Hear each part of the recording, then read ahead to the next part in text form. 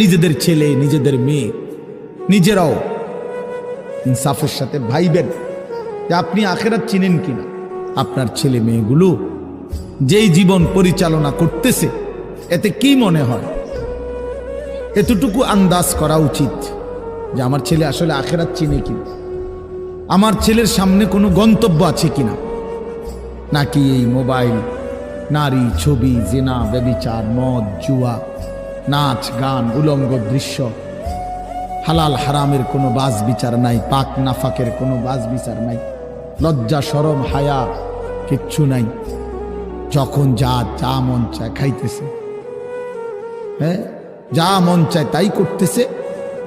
তো এই খামখেয়ালি জীবন, যখন যা মন চায় তাই, হালাল হারাম জায়েজ না জায়েজের জীবন, যার পার্থক্য নাই, আল্লাহ তাআলা কোরআনে বলছে তার উদাহরণ হলো ফামাসালুহু কামাসালিল কালব, কুত্তার মতো।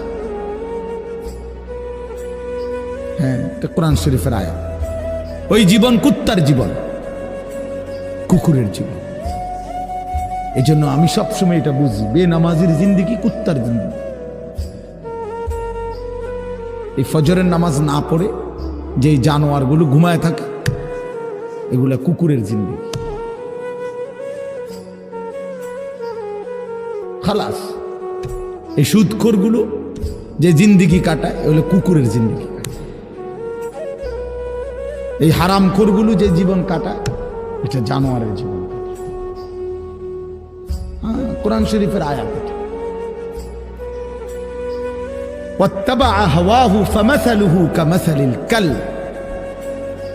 আল্লাহ বলছে মনের ইচ্ছা মতো যে চলে, আল্লাহর হুকুমের পরোয়া করে না, হালাল হারাম এর পার্থক্য যে মানে না, আল্লাহ বলছে তার উদাহরণ কামাসালিল কালব, কুত্তার মতো, কুকুরের মতো।